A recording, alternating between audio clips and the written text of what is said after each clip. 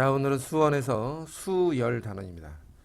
1회 문제인데 일단 풀면서 정리 한번 해봅니다. 자, 우선은 첫 번째 문제에서 보면 두수 xy에 대해서 x와 y 사이에 어떤 숫자 3개가 들어가 있고 여기는 x와 y 사이에 숫자가 5개가 들어가 있는데 등차 수열을 이룬대. 그러면 등차 수열에서 가장 중요한 게 뭐냐면 일정한 차이, 공차라는 거지. 공차. 일정한 차이를 가지게 될 것이다, 이런 건데, 여기에 보면 x를 만약에 첫째 항이라고 가정해 보고 y를 여기에서는 5번째 항이 되는 거지. 그러면 y는 어떻게 쓸 거냐면 첫째 항 더하기 4d 이렇게 쓸 거라고. 왜냐면 5번째 항이니까 4d1. 자, 첫째 항, 첫 번째 공차를 d1이라고 할 때 첫 번째 식에서 나타날 수 있는 등식은 이렇다 이거야. 그러면 두 번째는 전체 개수가 7개니까 y가 7번째 항이고, 그러면 저 y는 첫째 항 더하기 6d인데 여기서는 공차를 d2라고 하자 이거야. 자, 이렇게 되어 있는 어떤 두 개의 상황이 놓여져 있고, 여기서 말하는 d1은 y-x를 4로 나눈 것이다, 이런 거지. 자, 여기에서 d2는 뭐지? y-x를 6으로 나눈 거잖아. 그러면 여기에 a2-a1, a2-a1이 d1이고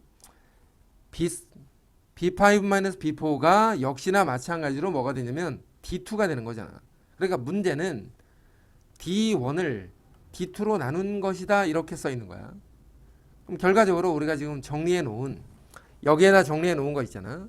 y-x를 6으로 나눈 거, y-x를 4로 나눈 거, 이렇게 생각해 볼 때 y 빼기 x를 지우고 나면 4분의 6이 만들어지니까 2분의 3이라고 말할 수 있다. 이게 첫 번째 문제. 자, 그 다음 두 번째는 A8과 A18이 9래. 자, A8과 A의 18을 합쳐서 9라고 돼 있는데, 물론 여러 가지 상황으로 문제를 풀 수 있지만 가장 중요한 건 뭐냐면 등차 중항을 이용한다는 거예요. 등차 중항. 이 등차 중항은 수열에서 굉장히 중요한 역할을 한단 말이지. 8번과 18번의 가운데에는 뭐가 있지? 자, 8번과 18번의 가운데 둘이 더하면 26이니까 13번이 있잖아. 그러니까 얘는 13번 두 개와 같다, 이렇게 표현할 수 있게 되고, 이걸 등차수열의 성질이라고 말한다고. 그럼 여기에 나와 있는 걸 잘 보니까 7번, 11번, 15번, 19번인데 7번과 19번의 가운데는 뭐가 있어? 자, 요건 지워버리고자 다시 한번 7번과 19번을 더하면 26번이니까 13번이 두 개 있는 거지. 11번과 15번을 더하면 26번이니까 역시나 13번이 두 개 있는 거라고. 그래서 얘가 4개의 13번을 더한다, 이렇게 표현할 수 있기 때문에 그냥 이 값의 2배 18이라고 표현하면 되는 거야. 물론 등차 수열을 처음 하는 학생들 입장에서는 A8을 A 더하기 7D, 그 다음에 A의 18을 A 더하기 17D 이렇게 정리해서 2A 더하기 24D가 9였다, 이렇게 나타낼 수도 있는데, 이게 틀렸다는 건 아니야. 이게 틀린 건 아니지만 수열의 여러 가지 성질을 생각해 볼 때 이렇게 푸는 것이 조금 더 올바른 풀이라고 생각을 하면 된다고. 자, 3번 문제는 절대값이 나왔어. 우리 기본적으로 절대값이다 그러면 뭘 따지는 거야? 음량부호를 따진다. 음량부호를 따진다.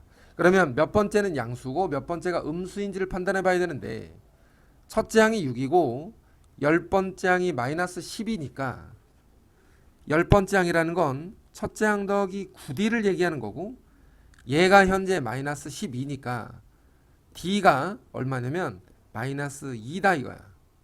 그지? 6이 이쪽으로 넘어가서 마이너스 18이니까. 그러면 일반항 AN을 한번 써보면 첫째 항 더하기 N-1의 공차 D 해서 마이너스 2N 더하기 8 이렇게 만들어질 수 있는데, 여기서 또 하나 꼭 기억할 거는 요 공차 n의 개수 있지. 요 n의 개수가 공차라는 거 수열에서 요 정도는 하나 기억해 두고 먼저. 자, 일단 일반항이 이렇게 나왔으면은 몇 번째 항은 양수고 몇 번째 항은 음수냐를 반드시 판단해 줄 필요가 있겠다 이거야. 그럼 여기서 봤을 때 마이너스 2n 더하기 8이 일반항 an이기 때문에 n이 4부터는 음수가 된다는 거지. 자, n이 4부터는 음수가 되었다.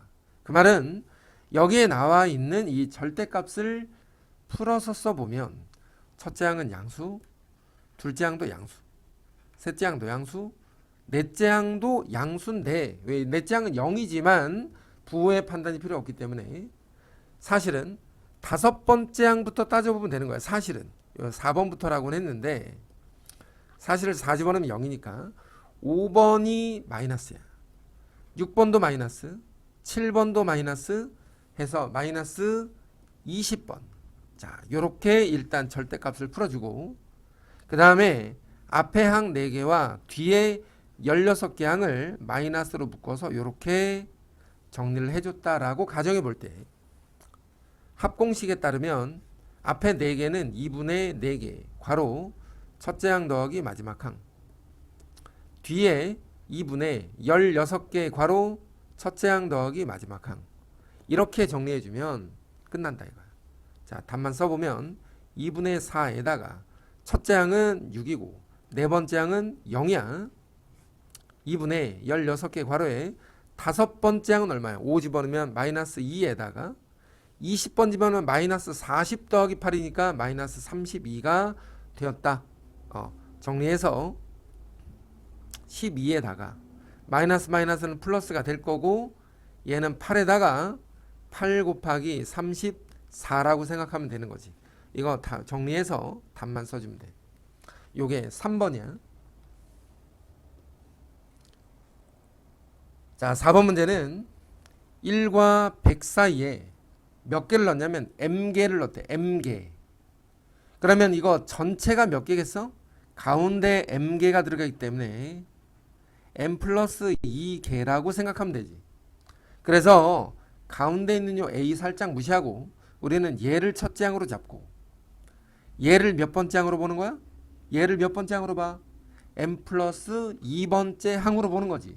그러면 100은 m 플러스 2번째 항이니까 첫째 항 더하기 m 플러스 1 d가 될 거고 결과적으로 m 더하기 1의 d는 99가 될 것이다. 이렇게 식이 세워졌는데 얘네들이 등차수를 이루고 공차를 d라고 할 때 자연수 d의 개수를 구해라 이랬어. 자연수. 이 말이 부정방정식이라는 거야. 부정방정식. 문자는 두 개인데 식이 하나밖에 없다. 그래서 자연수라는 조건을 주면 d가 1이면 m 더하기 1은 99가 될 거고 d가 3이면 m 더하기 1은 33이 되고 d가 9가 되면 m 더하기 1은 11이고 반대로 돌려서 d가 33이면 얘는 3이고 d가 99가 되면 얘가 1이 돼야 되는데 m 더하기 1은 적어도 2보다는 크거나 같아야지. 그래서 결과적으로 무슨 말이야? d가 1일 수도 있고 3일 수도 있고 9가 될 수도 있고 33이 될 수도 있겠지. 그치? 자, 이거 말고 또 다른 어떤 가능한 상태가 있냐, 이걸 찾아볼 때 99를 사실은 소인수분해해서 지금 쓰고 있잖아. 여기에 지금 내가 하나 빠뜨렸는데 11이 존재하지. 11을 먼저 써야지. 11을 쓰고 9를 쓰고 33을 쓰고 3을 써야지. 그지? 이렇게 해서 5가지 경우가 존재할 수 있다는 거야. 30번째 항은 116이고 50번째 항은 56인 수열이래. 그러면 일단 정리를 한번 해보면 30번은 116, 50번은 56이야. 근데 30번이라는 건 a 더하기 29d고 50번은 a 더하기 49d라는 거 정도 우리 알고 있으니까 냅두고 일단 얘네들을 가지고 연립방정식을 풀어서 20d가 자, 아래에서 위로 빼면 20d가 마이너스 60이 될 거니까 D는 마이너스 3이고 A는 그럼 얼마냐면 얘가 마이너스 3이면 29에다가 3을 곱해서 마이너스 87이 되는데 116에다가 87을 더할 거니까 첫째 항이 얼마냐면 203이다 이렇게 된 거야. 그래서 첫째 항은 203이고 공차가 마이너스 3인 등차 수열에서 SN이 최대가 되는 경우를 찾아봐라. 그러면 SN이 최대가 되는 경우라는 건 무슨 말이냐면 항이 양수인 것들만 더해주면 합은 당연히 커지겠지, 그지? 양수들만 더했을 때가 언제냐 이거야. 그래서 결과적으로 일반항 A에는 첫째 항 더하기 n-의 D니까 얘가 마이너스 3n 더하기 207인데 얘가 몇 번까지 양수인지 한번 생각해 보래. 206이지. 계산 왜 이래? 자, 206이지, 그지? 자, 그러면 3으로 나눠서 200 자, n의 범위가 3분의 206보다는 작거나 같아야 되고 이 값은 대략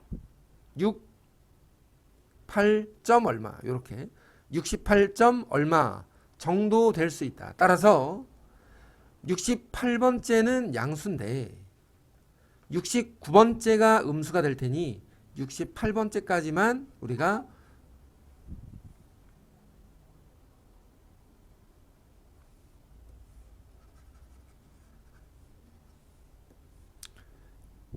따라서 68번째는 양수인데 69번째가 음수가 되니 68번째까지만 합을 구하면 그 합이 최대값을 갖는다 이렇게 생각하는 거지.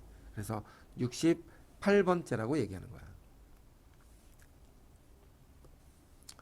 자, 그 다음에 계산하다가 중간에 자꾸 계산을 못해. 자, 첫째 항부터 10번까지 합은 140이고 첫째 항부터 20번까지 합은 480인데 첫째 항부터 30번째까지 합은 얼마냐. 우리가 등차 수열에서는 어떤 생각을 하나 또 해야 되냐면 등차 수열은 일단 일정한 차이를 갖는 수열이기 때문에 각각의 항들도 등차 수열이야. 자, 첫째 항, 둘째, 셋째, 넷째, 다섯째 이렇게 나갈 때 하나씩 하나씩 봐도 등차야.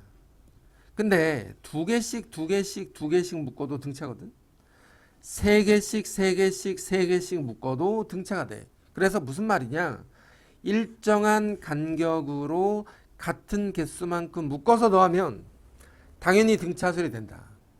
그러니까 얘는 1번부터 10번까지 내가 묶고 11번부터 20번까지 묶고 21번부터 30번까지 10개씩 묶었다라고 생각해 보면 앞에 10개가 140이었는데 그 다음 20개가 얼마래? 480이래. 그러면 얘가 340이란 뜻인데 10개에서 10개로 넘어가는 이 차이가 200이 되고 그 200을 우리는 공차라고 얘기할 수 있다 이거야.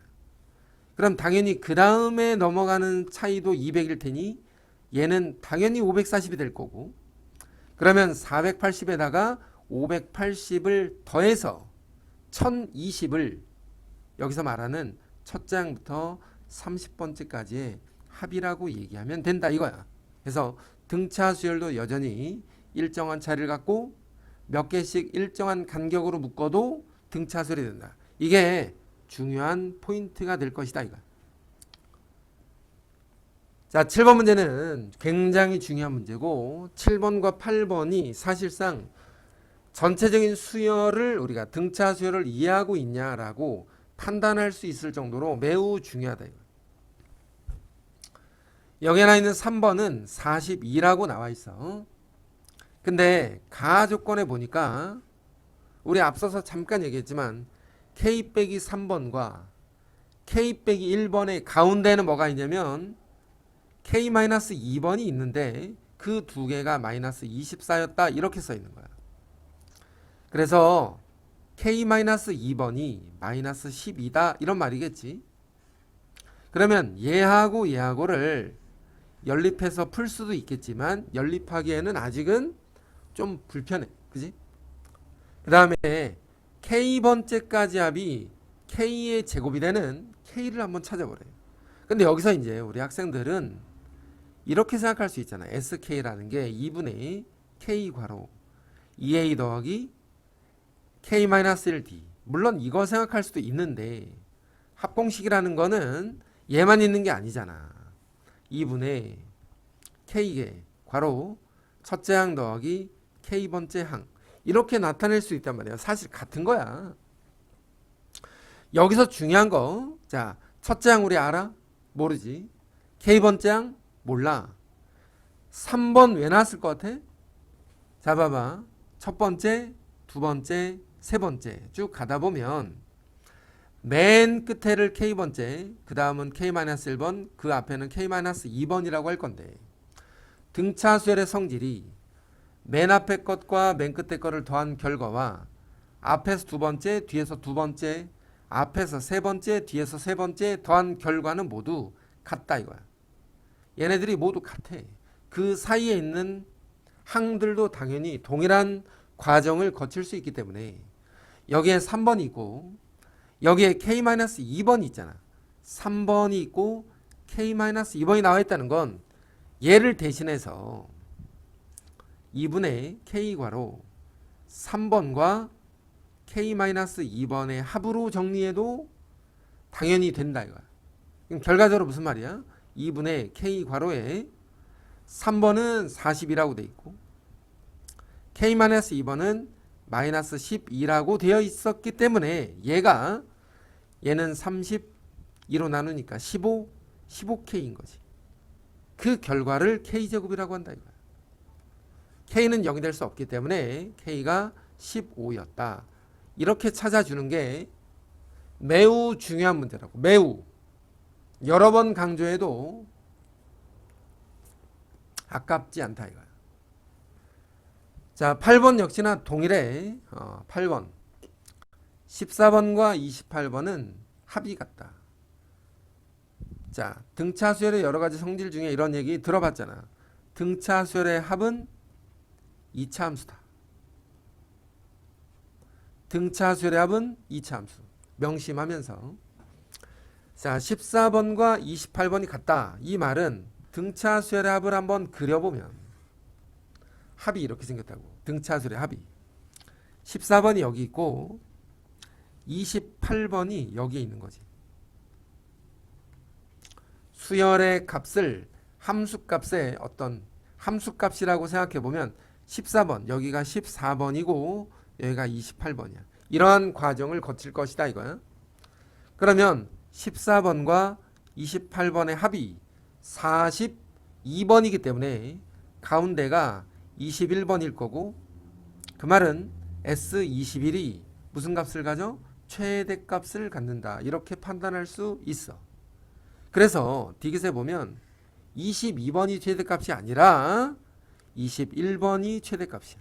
그러니까 디귿은 일단 틀렸어. 그지? 그러면 얘를 가지고 우리가 이런 생각도 하나 해봐야지. S14번과 S의 28번이 같다는 말은 S의 28번에서 S14번을 빼면 0이 될 건데 1번부터 28번까지 더한 결과에서 1번부터 14번까지 빼니까 15번, 16번, 28번만 남았는데 얘가 0이다 이렇게 표현할 수도 있겠지. 그지? 그걸 여기서 말하는 기억이라고 지금 설명하고 있는 거야. 자, 얘를 가지고 다시 한번 생각해봐. 합공식에 따라서 2분의 14개 괄호 맨 앞에 거 더하기 맨 끝에 거 이렇게 정리해도 되고 그러면 결과적으로 뭘 얻어낼 수 있냐면 15번과 28번의 합이 0이라는 사실을 또 하나 알아낼 수가 있다는 거야. 그럼 얘는 무슨 말이냐면 15번의 절대값이랑 28번의 절대값은 같을 것이다 이런 얘기지. 근데 얘만 그러냐? 15번, 28번 있으면 16번과 27번도 0일 거냐? 그 뒤에 거, 그 앞에 거.